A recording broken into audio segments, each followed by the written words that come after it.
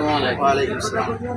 তো আপনি যে বাঁশিটা বাজাচ্ছেন, এটার কি কোনো সাধন করেছেন না তোমার ব্যক্তিগত কোনো ইচ্ছে? এটা আমি মানুষের মুখে শুনছি যে গুরু ধরলে বাঁশি বাজান শেখা যায়।